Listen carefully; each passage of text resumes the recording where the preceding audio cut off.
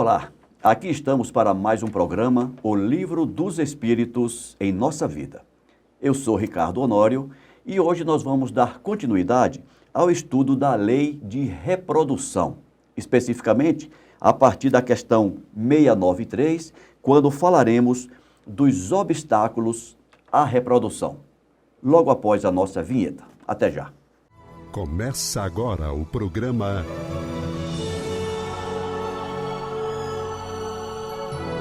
O Livro dos Espíritos em Nossa Vida. Alcir Almeida, seja bem-vindo para mais um programa, meu caro. Obrigado, Ricardo. Obrigado a cada um de vocês que nos acompanham pelas mídias sociais da comunhão. Um abração, é uma alegria e uma honra estar aqui com vocês. Almeida, há 2 semanas atrás, nós começamos o estudo da Lei de reprodução. Da lei de reprodução, contida no capítulo 4 do livro 3º, de O Livro dos Espíritos. Nós já falamos sobre a população do globo, sucessão e aperfeiçoamento das raças. Tudo isso já está contido nos programas recentemente publicados. E hoje nós vamos falar dos obstáculos à reprodução. Obstáculos que nós podemos colocar, ou não podemos, ou não devemos, ou não colocamos. Enfim, a partir da questão 693, ou melhor, na questão 693, o Kardec fez a seguinte pergunta, Almeida. As leis e os costumes humanos que têm por objetivo ocasionar obstáculos à reprodução são contrários à lei natural? E aqui lembrando, Almeida, que ele não falou a reprodução de quê? A reprodução de maneira geral, né? Como os outros, pode ser de uma ameba a um ser humano. A um ser humano, né? E já adiantando, essa questão, ela tem uma subpergunta, mas antes eu quero ouvir o seu comentário sobre essa primeira questão que o Kardec faz. Não tem como fugir da resposta não, né? A lei de reprodução, a necessidade da romagem à carne, à matéria, é uma exigência da lei natural, né? Uhum. Então, vamos lembrar apenas um evento da história recente da humanidade, quando, na nossa distante China, o governo determinou que cada casal só podia ter um filho. Lembra dessa época? Sim. Né? Vocês que estão novinhos aí, mas houve uma época que na China era proibido. Eu não sei se parou. Eu estou com essa dúvida também. Também estou com essa dúvida. Se não continua essa regra lá. Né? E é uma lei contra a reprodução e contra a reprodução humana. É contra a lei natural. É contra a lei de reprodução.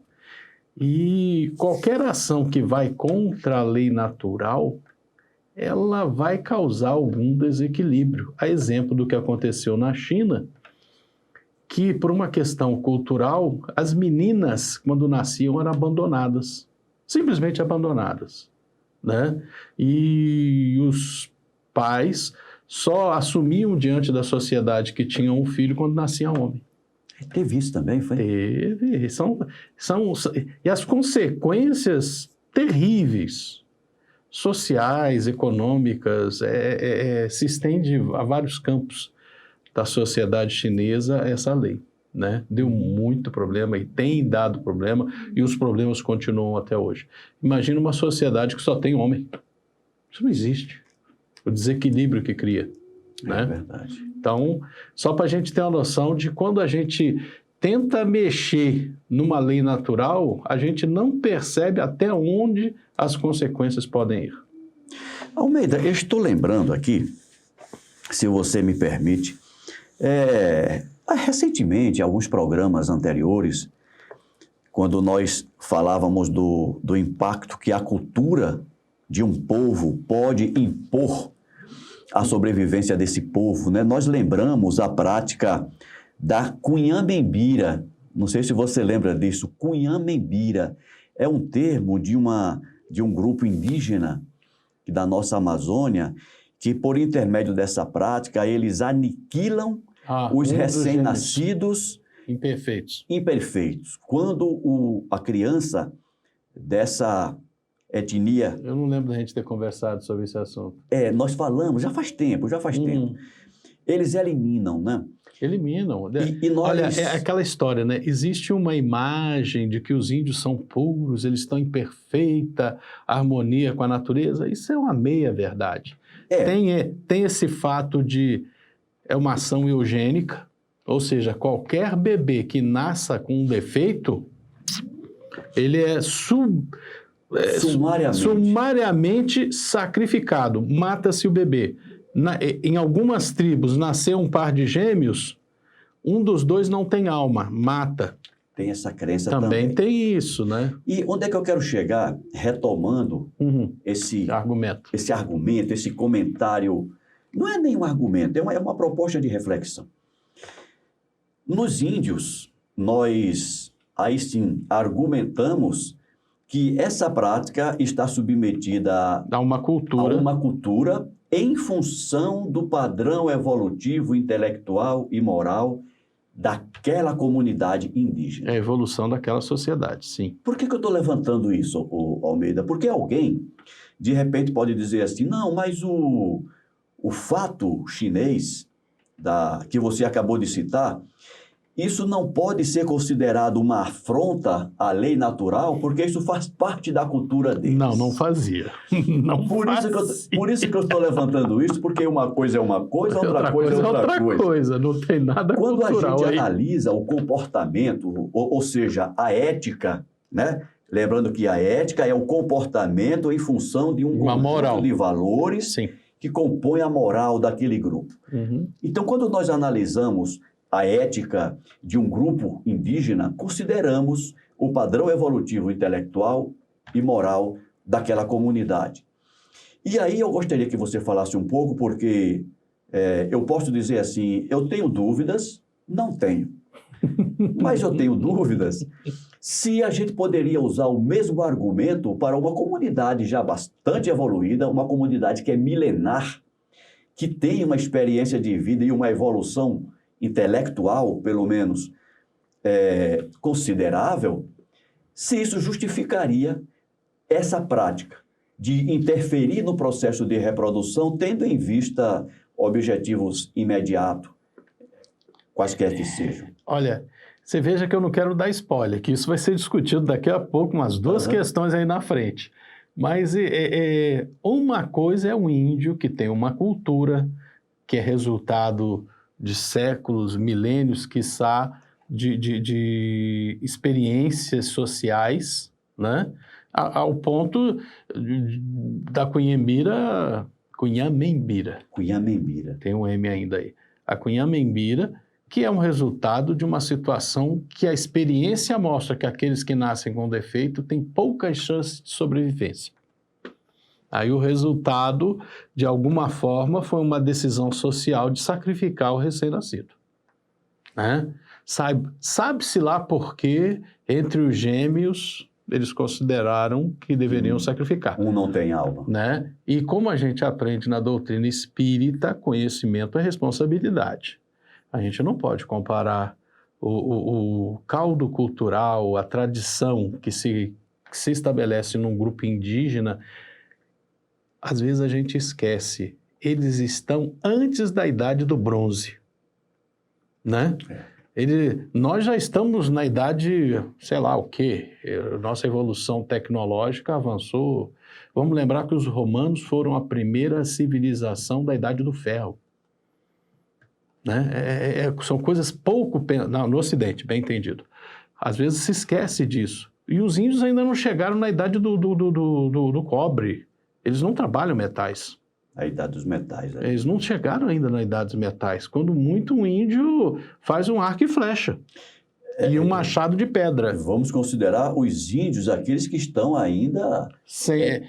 a cultura própria deles, não contaminada pelo homem ocidental, digamos assim. Pelo homem branco, digamos assim.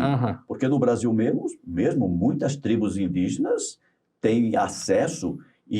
Sim, hoje em dia... praticamente as mesmas tecnologias que a gente tem. Sim. Eu estou falando da cultura... Isso, original deles. Original, né? Exato. Ou seja, a civilização originária deles, Não, é muito atrasada. E esses costumes vêm de lá, Uhum. né? Não vêm do contato com o branco, É verdade. né? Então, só respondendo objetivamente a pergunta, Sim. né? É aquela história. Tudo que a gente começa a ir e desrespeita uma lei natural vai ter uma consequência. Eu não vou voltar ao comentário, mas eu estou lembrando do exemplo lá do parque de Yellowstone, que você já citou aqui Sim, algumas Yellowstone, vezes, né? sim. Quando a interferência humana em determinado ponto das leis naturais, Não, o resultado é o incrível. resultado é... E vamos lembrar, o que aconteceu lá em Yellowstone foi o ser humano não destruindo a natureza, destruindo os lobos. Né? Faz parte da natureza. Faz parte da natureza. É. Né? Mas lobos comem roedores comem roedores, comem herbívoros comem a cobertura vegetal e por aí vai. É um sistema onde É um sistema. onde cada fator tem a sua importância Tem e a o sua seu papel importância, né? no Então, equilíbrio daquele ecossistema. exato. Almeida, a resposta dos espíritos a Kardec foi bem curta. Bem curto e objetivo. Disse o seguinte: tudo o que entrava à marcha da natureza é contrário à lei geral. Ponto. Sim. Cabe a nós identificar quais são as nossas ações que estão entravando a marcha da natureza. Sim. Mas aí o Kardec fez uma segunda pergunta dentro da mesma pergunta. Ele disse assim: entretanto, há espécies de seres vivos, animais e plantas, cuja reprodução indefinida seria nociva a outras espécies, e o próprio homem seria logo a vítima. Comete ele um ato repreensível detendo essa reprodução massiva, indefinida, grande demais, que vai se sobrepor sobre outras espécies? Pois é, voltemos a Yellowstone. Exatamente. Aos seres humanos é dado pensamento contínuo e livre-arbítrio. Pelo pensamento contínuo, a gente desenvolve, apreende novas tecnologias, a gente aumenta o nosso cabedal de conhecimentos. Pelo livre-arbítrio, a gente toma decisões, né? Então, lá em Yellowstone, o pessoal começou a atacar os lobos, por exemplo, né? Lobo é mau, lobo ataca o meu gado, lobo destrói os animaizinhos da floresta. Os animaizinhos da floresta começaram a destruir a floresta porque comeram tudo. As chuvas vinham. Bom, deu desequilíbrio que a gente já conversou. Então, só para lembrar o exemplo de que nós tomamos decisões e nós agimos em cima da natureza. Exemplo, mais um. Nós começamos a usar, aí eu não sei a data, herbicidas, pesticidas, né? Uhum. Para tentar diminuir a reprodução de agentes daninhos às plantas que nós estamos plantando. As lavouras. As lavouras e cujos frutos nós queremos colher. Aos poucos a gente contaminou a nossa própria comida, né? E nós não estamos falando de agora, nós estamos falando de 40 anos atrás, 50 anos atrás. Né? A discussão que hoje se põe é até onde vai o risco, até onde pode se usar, a partir de onde que é veneno, que faz mal. Mesmo porque os herbicidas de 40, 50 anos atrás eram muito mais agressivos do que o... Não, é só você parar para olhar os anticoncepcionais, daqui a pouco, nós estamos na lei de reprodução, é muito adequado, as primeiras gerações de anticoncepcionais, as mulheres tomavam cargas hormonais cavalares, né? Prejudicou muito a saúde das mulheres que hoje teriam entre 70 e 90 anos. As mulheres foram muito prejudicadas, porque lá em 1960 elas estavam ali no período fértil, né? E começaram a tomar pílula. E os efeitos estão aí em termos de câncer de mama e outros desarranjos no seu sistema no seu corpo. Né? Então, a gente tem que ter essa noção. E a pergunta tem tudo a ver, né? Comete o homem algum ato repreensível detendo a reprodução?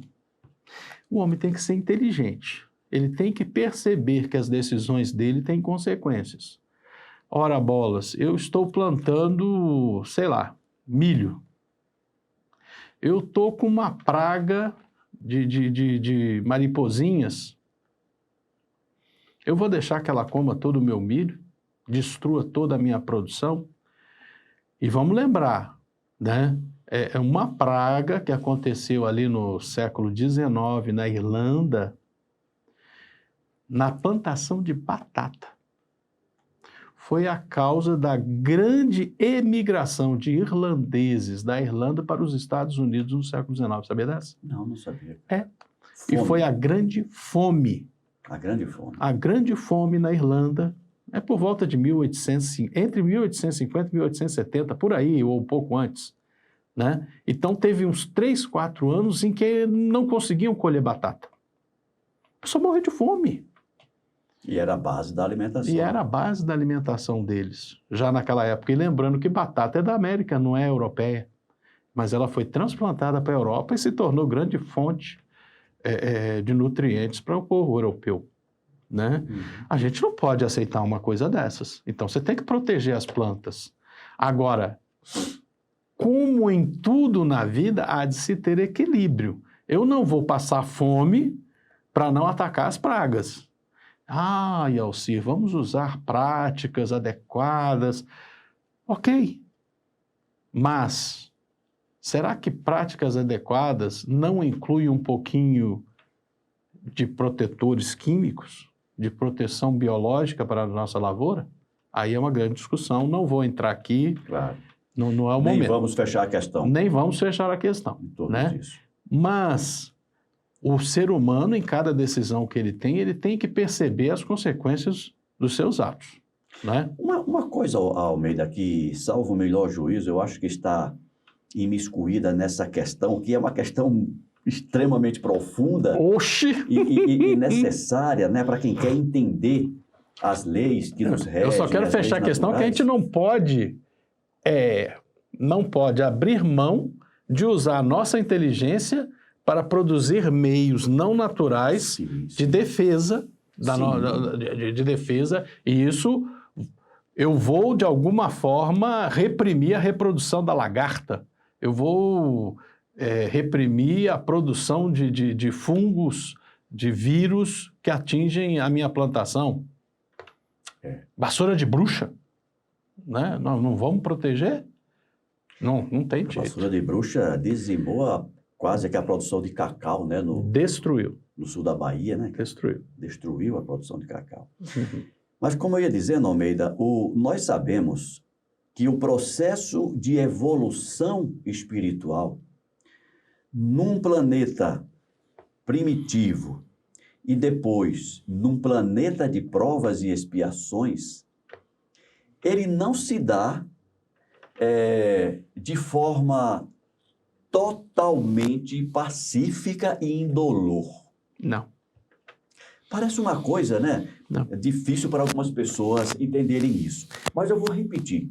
O processo evolutivo do espírito num planeta primitivo e posteriormente num planeta de provas e expiações, ele não se dá de forma totalmente pacífica e indolor. E esses dois fatores, a não passividade e a dor, existem exatamente para despertar a inteligência do espírito encarnado, e o desencarnado também aprende observando o encarnado, para que ele venha exatamente a desenvolver, a descobrir meios de pacificar-se na sua relação com a natureza e de evitar as dores decorrentes do processo de aprendizagem. Dizendo de outra forma, no processo de desenvolvimento da inteligência, do desenvolvimento moral, não tem outro jeito. Nós vamos cometer excessos, nós vamos cometer erros. E isso faz parte do processo. Sim, como falou Lázaro no Evangelho segundo o Espiritismo, eis que vos ensinaremos segundo a ação Do freio da espora. do freio da espora. Nós que somos os guias da humanidade faremos todos progredir no duplo esforço do freio e da espora. Quando a gente está muito confortável, tem que vir um aguilhão da dor, um desconforto, alguma coisa para a Vem uma gente espora. avançar. Tem que ter uma espora. E nesse sentido, agora eu quero voltar um pouco ao exemplo Só voltamos chinês. na questão aqui que o Sim. tempo está urgindo. Que você citou o exemplo chinês. Que foi uma ação humana desequilibrando o sistema. Pois é, Almeida. Mas aí é que eu quero colocar um pouquinho de pimenta nisso. Nós acabamos de concordar que na busca de soluções para algo que o ser humano considere um problema, ele precisa tomar decisões. Sim. Onde é que eu quero chegar? Eu não quero determinar aqui que foi certo ou que foi errado, né? Foi uma decisão que tomaram. Que deu consequências. Que deu consequências. A gente pode até dizer assim, como é que a gente pode saber se foi mais certo ou mais errado? Observe as consequências. Sim. Olha os frutos. Pelas consequências, eu disse aqui que eu não quero determinar, porque quem sou eu para dizer foi uma decisão errada? Eu não tenho essa autonomia para isso. Claro que nós temos a nossa percepção... Nossa percepção do fato. De achar que não foi uma coisa correta. Mas não podemos condenar os nossos amigos chineses porque eles também estão em processo de aprendizagem. Não, condenar não. Não é? A ideia não é essa. É provável que muitos chineses hoje já reconheçam: erramos ao fazer aquilo.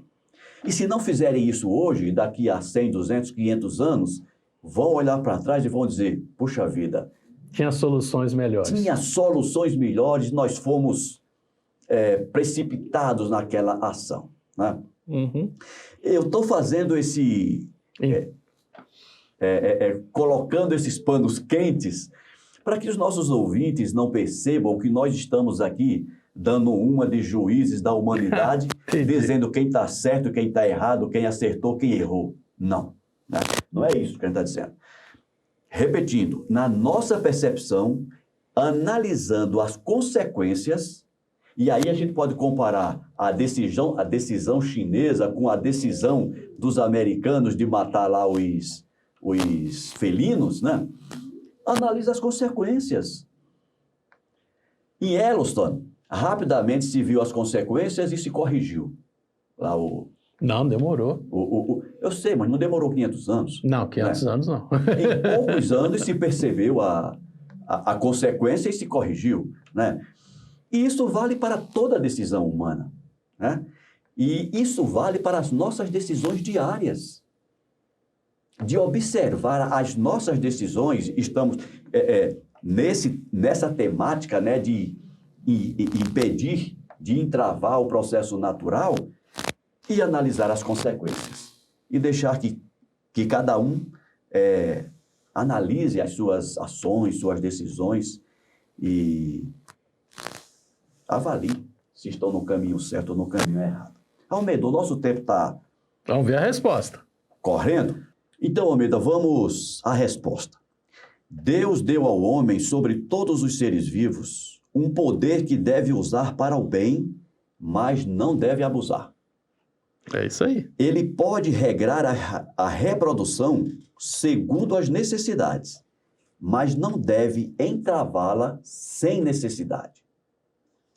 A ação inteligente do homem é um contrapeso estabelecido por Deus para restabelecer o equilíbrio entre as forças da natureza, e é isso ainda que o distingue dos animais, porque o faz com conhecimento de causa.